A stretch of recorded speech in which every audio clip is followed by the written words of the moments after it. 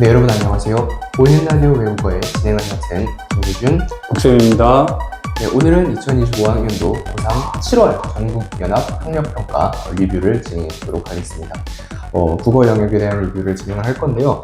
사실 이 모의고사가 치러진 시기는 이 영상이 업로드될 시기를 기준으로 한 2, 3주 정도 전이지만 고3 입장에서는 매달 한 번 보는 이런 모의고사가 정말 소중할 수밖에 없습니다. 왜냐면 전국에서 자기의 위치를 알 수 있는 유일한 기회이기 때문이죠.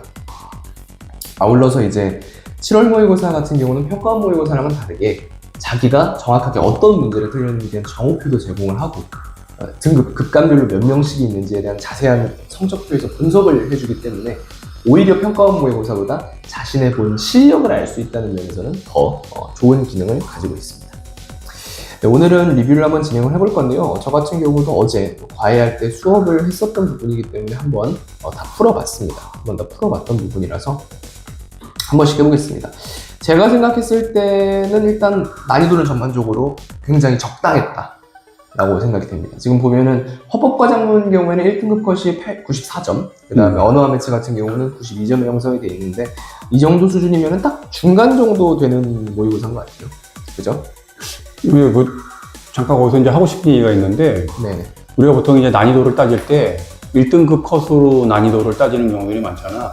근데 실제로 이제 이 문제를 전체적으로 분석을 해보고, 그리고 하나하나 이렇게 잘 살펴보면은, 그러니까 우리가 뭐 94, 화작 지금 94 1등급 컷이면 3점짜리 2개, 아니면 2점짜리 3개, 그렇게 틀려야 이제 1등급을 나온다는 얘기인데, 결코 내가 볼 때 전체적인 어떤 문제의 난이도로 볼 때는 결코 그렇게 만만한 문제들은 아니라는 생각이거든요.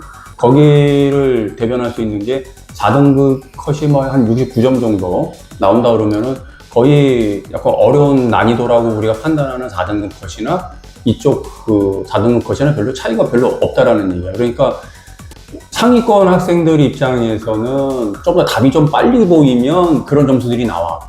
난이도라고 하는 거는 결국은 우리가 이제 뭘 기준으로 보느냐가 이제 차이인데, 나는 좀 보는 관점이 좀 달라. 가르치는 입장에서는.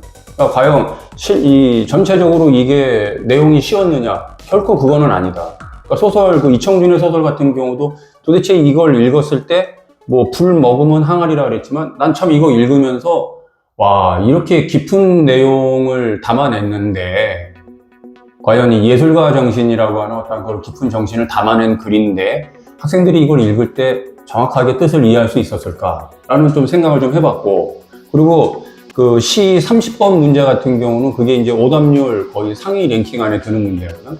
근데 그거를 사실 답을 정확하게 찾아내기라고는 결코 쉽지 않은 문제다. 30번 문제 같은 경우도.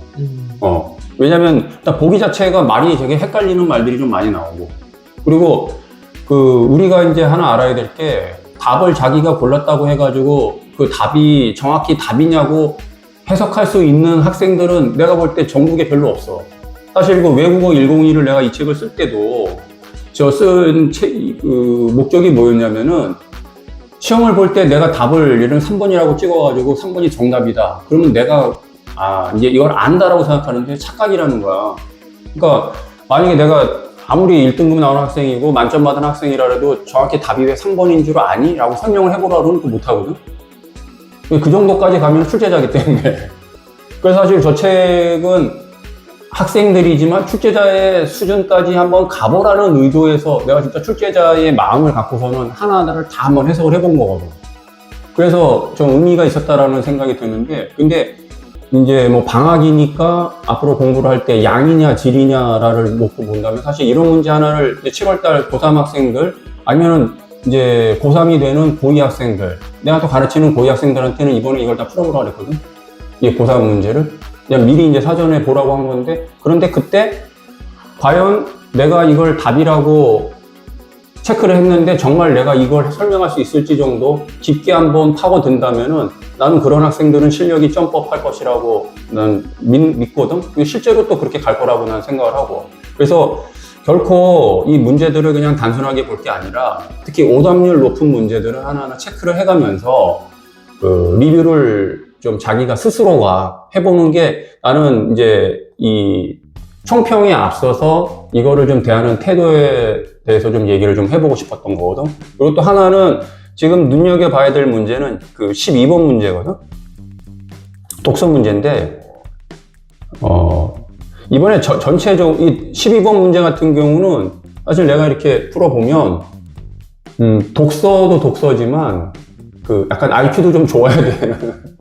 요새는 이런 과학기술 지문에서의 3점짜리 보기 문제가 약간 국어 지문을 통해서 내용을 학습해야 하지만 기본적인 구조 자체는 마치 과학 탐구에 나올 것 같은 그래, 그러니까 문제를 많이 약간 이렇게 IQ가 좀 좋은 학생들이 좀 유리한. 그러니까 그렇죠. 사실 나는 이제 국어를 가르치는 선생님 입장이지만 사실 국어 선생님들 중에서도 만약에 약간 이런 어떤 수리적이라든지 아니면 과학적 어떤 사고가 조금 좀 약하다면은 굉장히 설명하기 어려운 그런 문제가 요 12번 문제야.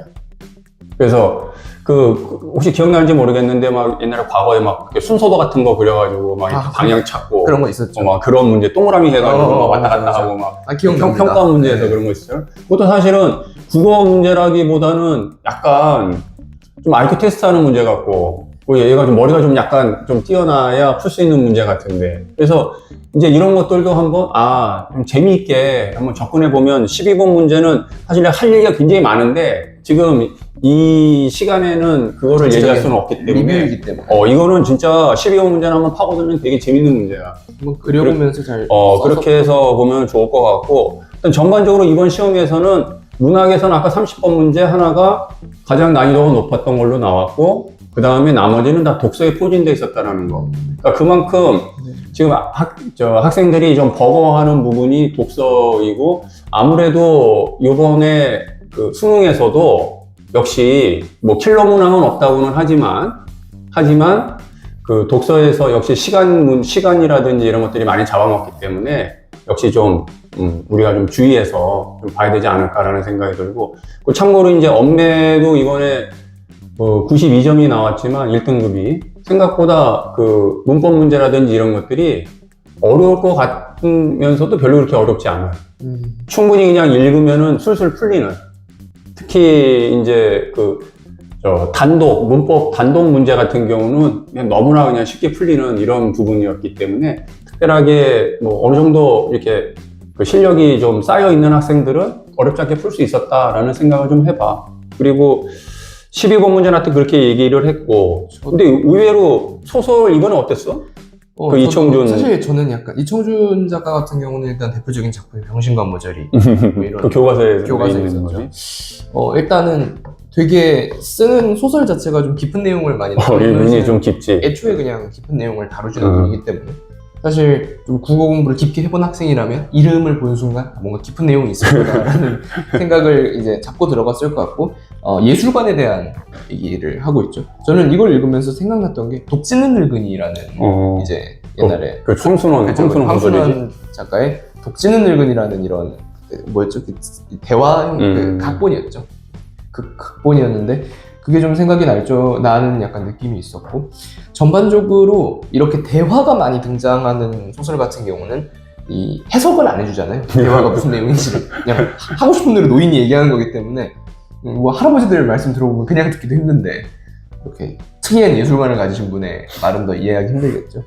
사실 많은 학생들이 저한테 얘기를 했지만 이 부분을 읽고 나서 되게 시간이 오래 걸렸대요. 그러니까 평소 현대소설 읽는 것보다 읽고 이해하는 데 시간이 너무 오래 걸렸다 뭐 이런 얘기들을 하더라고요. 이게 딱 18번에서 21번에 처음에 딱 문제를 들어가면 뭐 알고 보면 모두 목구멍이 죄였지요.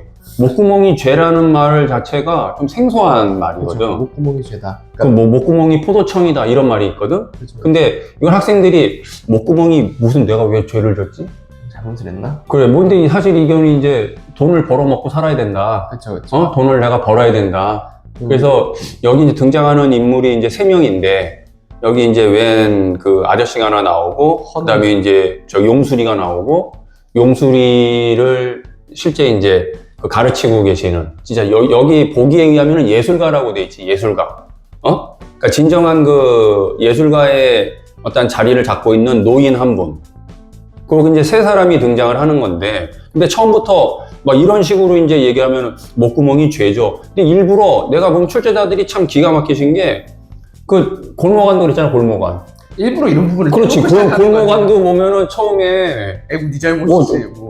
그래 뭐 줄거리조차도 없고 사실 줄거리라도 있으면 그래도 좀 이렇게 우리가 안고 들어가도 좋은데 요거 굉장히 잘 내는 방식이지. 일부러 이해하기 어려운 부분. 그래서 이걸 딱 잘라가지고 내잖아. 근데 그거를 재빠르게 뭘 여기서 찾아야 돼? 보기에서 뭐라고 분명히 얘기를 했냐면 예술가 소설이라고 해서 예술가가 주인공이다.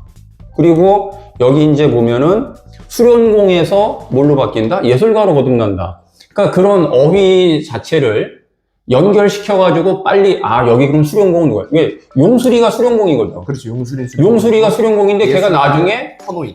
그 노인이 예술가인데 얘도 결국은 그 과정을 겪으면서 예술가로 거듭난다 이거야. 어디서? 다 때려 부시는 걸로. 맨 마지막에 가서 얘가 다 때려 부시거든. 왜냐면은 지가 불을 아주 엉망진창으로 이 가마를 떼거든. 여기서 놀라는 건 뭐냐면은 얘는 자기는 이 그릇만 잘 만드는 기술만 가지고 있으면은 자기는 훌륭한 예술가라고 생각했던 거고 그거를 장에 내다 파니까 거기서 또 이야 너 이 정도 기술이 있네 우리랑 같이 한번 일을 해볼까? 라고 이제 어떤 사업가적인 그런 기질을 가지고 있는 사람이 같이 일을 도모한단 말이야. 근데 이 노인 입장에서는 너는 아직 멀었어. 왜? 가장 기본적인 가마 굽는 게 너는 아직 덜 됐단 말이야. 그리고 여기서 중요한 거는 뭐냐면 불을 떼는 순간조차도 집중해서 하라는 거야. 우리가 생각할 때는 어휴 그냥 불만 갖다가 장작만 갖다가 집어넣고 떼면은 완성되는 거 아니겠느냐라고 하는데 그렇게 네가 불 떼면서 오늘 이거 끝나고 그리고 애인 만나러 가야 되는데 오늘 뭐 밥 먹으러 가야 되는데 술 먹으러 가야 되는데 이따위 생각하면은 너는 예술가가 아니라는 거야. 불 하나부터 그 불을 떼는 그 순간조차도 집중해라. 그래야 그게 너의 정신세계가 이 그릇에 또 사기에 옮겨 붙어서 진정한 예술 작품이 나온다라고 하는 이 어마어마한 이 철학적인 놀라운 그 예술가 정신, 그 스피릿을 여기서 보여주고 있는 그런 작품인데 그거를 이제 보기에서 이렇게 지금 얘기를 했던 거거든. 그래서 나도 이거를 직접 내가 풀면서 읽으면서 이거 상당히 좀 재밌는 부분이고 그리고 이거를 이런 경지까지 다다를 수 있게끔 만들어 주려고 했던 노인의 모습이 이 안에 들어가 있구나. 그래서 용수리가 결국은 나중에 자기가 깨닫고 망치로 처음에는 그 노인이 자기가 직접 이렇게 깼지만 이제 망치를 준단 말이야 그거를. 직접 뗄 수 있죠. 그러니까 그 망치를 준다라고 하는 건 얘기는 뭐냐면 네가 진정한 예술가로 거듭나라. 그렇죠. 그런 거를 가르침을 줬다라는 부분이. 그래서 그런 게 이제 녹아 있으면 이 내용은 이해하기가 쉬운데 그거를 이제 내가 직접 읽고 판단하기가 대화 내용으로 시작을 해가지고 그 스타트가 되다 보니까 도대체 이게 뭔 소린가 찾아내는 게 상당히 어렵지. 그래서 그런 걸 좀 우리가 지금 고3 학생들이고 뭐 예비 고3이든 좀 많이 읽어보면서 좀 깨달아야겠지 그런 부분도. 정말 중요한 게 남이 이렇게 설명해 주는 건 얘기를 듣고 문제를 푸는 거랑 아예 아무 정보도 없는 상태에서 문제를 푸는 거랑은 달라요. 다르지. 그러니까 지도를 보면서 미로를 찾아가는 거랑 미로 한 곳이 그냥 딱 서 있는 거랑은 느낌이 다르기 때문에 이렇게 딱 중간 부분만 떼져 있는 상태에서 특히 그게 더군다나 대화나 발화라면 더 파악하기가 힘든데 그런 상황 속에서 뒤에 있는 내용까지를 추측할 수 있는 내용을 파악할 수 있는 실력을 기르는 게 어떻게 보면 얘기 나온 김에 하나만 더 얘기해 보자면 34번 같은 경우에는 네네 이것도 제가 서롱전이라는 이제 작품이 이제 여기서 등장을 했는데 여기서 34번은 이제 틀린 학생들이라 이 34번을 좀 봐야 되는 게 이게 왜 이게 이제 내가 포인트만 한번 얘기를 해본다면 이런 문제를 볼 때 처음에 이제 무슨 변신 모티프 뭐 이런 거는 너무나 이제 뭐 둔갑술 보인다 이런 건 고전소설 읽다 보면 너무 많이 나오잖아. 흔한 얘기들이죠. 흔한 얘기인데 여기서 잘 봐야 될 게 뭐냐면은 이제 그 적대자와 그 다음에 이제 이 주인공 서롱이하고의 어떤 관계 이제 이런 게 이제 설정이 되는데 여기서 잘 읽어야 될 게 뭐냐면 개인적 차원의 갈등이라는 거와 그 다음에 사회적 차원의 갈등이라는 게 이렇게 나뉜다라는 게 근데 이 출제자가 재밌는 게 중략 줄거리를 딱 갖다가 중간에다가 잘라놨는데 중략 부분의 줄거리를 앞에 부분이 바로 뭐냐면 개인적 차원의 갈등 뒷부분이 바로 사회적 차원의 갈등이야. 그런데 우리가 이거를 잘 이해를 할 때 뭘 봐야 되냐면 재진술이라는 측면에서 봐야 되는데 사회적 차원의 갈등은 여기서 본문에서 뭐라고 됐냐면 흉을 실현한다라는 거를 얘기를 해준 거야. 그 춤을 실현하는 거는 결국 무슨 차원의 갈등이라는 거지? 그건 개인적 차원의 갈등이 아니라 사회적 차원의 갈등이라는 거야. 임금을 위한. 그런데 그럼 선지에다 뭐라고 어떻게 구성을 하겠어? 사회적 차원의 갈등이란 말은 안 하지. 그렇죠. 춤을 춤을 실현하는데 위한 거라고 얘기를 하지. 그러면 우리는 재진수를 지난번에 수없이 얘기를 했지만 춤을 실현한다라는 거는 이거는 사회적 차원의 갈등이고 이거는 임금을 위해서 하는 거는 사회적 차원의 갈등이다. 근데 만약에 춤을 실현하는 그거를 서롱이하고 그 위에 있는 돌쇠하고 연결을 시켜봐. 틀린 거죠. 그럼 돌쇠하고 연결시켰는데 이거는 땡이지 뭐. 돌쇠가 이제 승상의 원한을 풀기 위한. 걔는 그 소절을 마누라로 삼기 위해서 승상을 죽인 사람이거든. 그러면은 서롱이 그것을 그러니까 서롱이가 이거 보고서는 원한을 풀기 위해. 야, 네가 그 승상의 종인데 말이야. 네가 감히 그 승상의 딸을 네가 넘보고서는 그래? 그렇죠. 너는 내가 가만히 둘 수가 없어. 이러니까 이제 무슨 거기에다가 무슨 온갖 잡신을 다 부르잖아. 뭐 소환을 시작하죠. 뭐 온갖 거기 보면 오방신장이라고 하는 게 결국은 이 오방신장이가 하늘에서 그냥 그 병조 그러니까 이게 이제 사실 블랙포스터 같은 영화 만들면 되게 재밌는 게 갑자기 부르면 그냥 하늘에서 귀신이 그냥 군사로 그냥 쫙 내려와가지고 그냥 난리 버거지를 치는 거야. 벌써도 신기한 재주가 있네요. 얘가 아주 신기한 재주를 부리는 거지. 그러니까 결국 여기를 딱 그 서롱이가 한 거는 뭐냐면 여기 재밌는 게 저거를 딱 불러. 뭐라 축기문을 부른다고. 축기문이 뭐냐? 귀신을 쫓는 주문이거든. 그거를 이제 서롱이가 딱 부르니까 큰일 났죠. 이거 이제 막 영화로 많이 간다 그러면 이거 귀가 괴로워 귀가 막힌 이거는 다 도망가잖아. 근데 또 되게 웃긴 거는 돌쇠가 이제 도망가려고 축지법을 쓰지. 그렇죠. 축지법은 지금으로 말하면은 KTX 모지. 그러니까 걸어가는 게 아니라 그냥 KTX 탄 거 속도를 내는 거야. 그때 이만 광지법을 써. 그러니까 얘는 뭐냐 비행기를 타고 가는 거야 그냥. 더 빠른 거죠. 그러니까 시속 한 1000km로 가는 거지. 그러니까 배견할 수 있겠어? 결국은 소저하고 서롱이하고는 결혼을 한다. 한다는 거죠. 근데 이제 여기서는 개인적 차원이고 중략 딱 끝나고 나니까 사회적 차원. 근데 이거를 사실 이게 보기에서 딱 힌트를 주는 거거든. 그렇죠. 이게 두 개로 나눠서 이해를. 그렇지. 해야. 그러니까 우리가 보기를 이걸 안 읽고 푼다 그런 학생들도 있는데 나는 어떻게 푸는지 모르겠어 솔직히. 답을 보고는 풀 수 있겠지. 답이 몇 번이다 그러면 풀 수 있을지 모르지만 사실은 여기 보기에 이게 다 들어가 있기 때문에 나도 이거 읽을 때 이거 분명히 개인적 차원 그 다음에 사회적 차원 이거 문제 낸다. 34번은 대놓고 보기를 적극적으로. 그렇지. 이거는 그냥 이건 문제 낸다라는 거잖아. 근데 그걸 어떻게 내? 고지고대로 내나? 재진술이지 재진술. 우리가 계속 얘기했던 재진술. 그래서 사실 이거 전체적으로 문제를 보면 참 건질 수 있는 게 많은 그 시험이었다. 그런 생각을 하고 요걸 잘 정리를 하면은 9월 모의고사 대비를 잘할 수 있겠지? 그렇습니다. 그래서 거기까지 나는 이제 총평을 마칠까 해. 네, 저도 마지막 하고 싶은 한마디 얘기 정도 하고 마무리하면은 사실 뭐 아까 선생님께서 말씀하셨지만 이 모든 국어 모의고사의 특징 중에 하나인데 1등급에 대한 점수대는 변동폭이 심해요. 98일 때도 있고 88일 때도 있고. 근데 4, 5등급은 거의 비슷합니다. 5, 60점대. 이게 시사하는 바가 무엇이냐면 진짜 어려운 문제는 따로 있다는 거예요. 그걸로 인해서 1등급의 점수대가 달라지는 것 뿐이지 4, 5등급 친구들은 사실 1, 2등급 친구들보다 4, 5등급 친구들이 훨씬 많은데 이런 친구들은 사실상 대부분의 기본적인 문제를 제외하고는 풀어내지 못하는 경우가 많아요.